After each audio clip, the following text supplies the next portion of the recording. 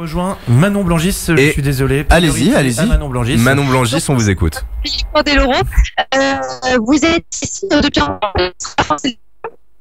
Alors, je suis pas ici depuis un moment parce que j'étais en prestation du côté du Péreux, donc là je viens de terminer. Comme on a voulu mettre une paire de patins à vendre aux enchères pour apporter un peu de sous à la FM, bah voilà, je suis là un petit peu pour commenter puisque à un moment donné, avec Laura, on va venir se balader ici là dans cette belle galerie où il y a plein d'objets à vendre. Et c'est génial de voir tous ces artistes, toutes ces vedettes qui ont spontanément donné quelque chose qui leur est cher, quoi. Voilà. Donc c'est votre paire de patins, vous les avez utilisés ces patins, hein? Les patins que j'ai utilisés en 2013 pour un championnat, une compétition pro-am au Japon. Alors c'est ma paire de substitution. On a toujours une deuxième paire au cas où la nôtre soit abîmée, elle se casse. C'est pas la paire avec laquelle je patine tous les jours, mais c'est toujours une paire qu'on a en réserve si jamais il se passe quelque chose. Et pourquoi c'était important pour vous aujourd'hui de mettre cette paire aux enchères pour le Téléthon? Bah, chaque année, on essaye de nous solliciter. Alors, si c'est par une présence, parfois il y a des villes qui nous sollicitent parce qu'ils ont une patinoire dans leur ville pendant quelques semaines. Donc, c'est plus facile pour moi d'aller là où il y a une patinoire et de faire une prestation à offrir pour le Téléthon. Alors que moi, je suis pas chanteur, je peux pas jouer de la musique, donc c'est compliqué de participer au Téléthon. Et je pense qu'on a tous, ça fait plus de 20 ans qu'on participe de près ou de loin. À chaque fois qu'il y a le Téléthon chaque année, on est toujours quand même proche de cette action et qui mobilise énormément de gens.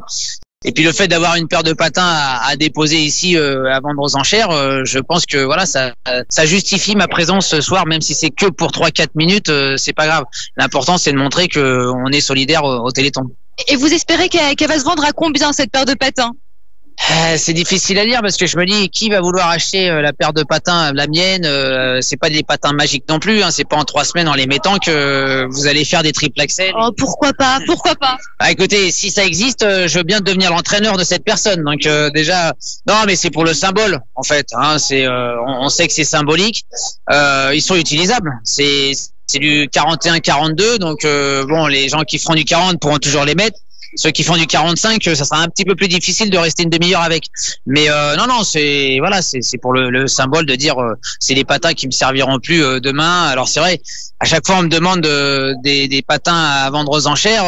C'est vrai que la paire de Nagano, par exemple, celle-là, je la garde parce qu'elle est collector et puis c'est les patins de ma dernière compétition amateur avec lequel j'ai remporté une médaille olympique. Donc on comprend tout à fait pourquoi vous la gardez. Je commence à en avoir de moins en moins des patins parce que du coup, avant, je cassais 2 à 3 paires de patins par année.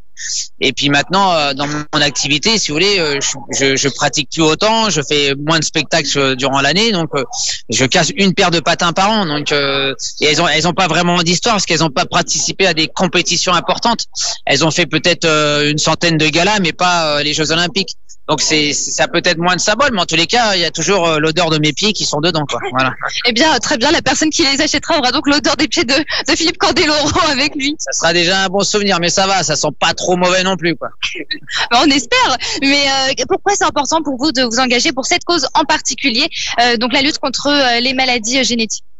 Bah, je pense on peut tous à un moment donné être touchés de près ou de loin. Alors moi, je participe à beaucoup d'actions humanitaires ou caritatives parce que notamment à travers des actions de golf, parce qu'on passe une journée sympa. Alors oui, on n'est pas payé, on peut pas faire ça toute l'année parce que sinon on va pas gagner sa croûte pour faire vivre la famille.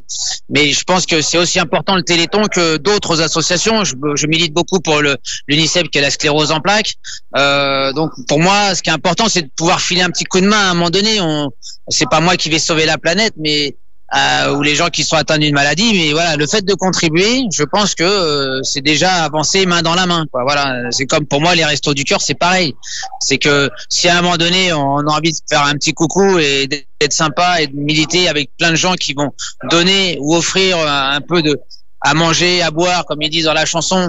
Et là, notamment, c'est vraiment l'aspect pécunier qui est très important ce soir. De faire en sorte aussi que le Téléthon ne baisse pas en fréquentation ni en dons, même si on est dans des périodes très très difficiles aujourd'hui. Les gens ont plus d'argent, c'est compliqué, on a envie d'aider, mais en même temps, il faut s'aider soi-même. Donc voilà, c'est tout ça qui est dans une conjecture compliquée. Et je pense qu'on est encore tous là aujourd'hui parce qu'on y croit, quoi.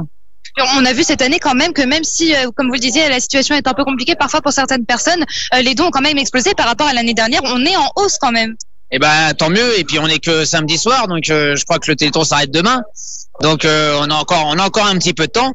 Et même la petite apparition que je vais pouvoir peut-être faire tout à l'heure fera en sorte que si les patins, vous m'avez posé la question combien ils coûtaient, c'est une paire de patins avec la paire de lames qui coûte environ entre 5 et 700 €.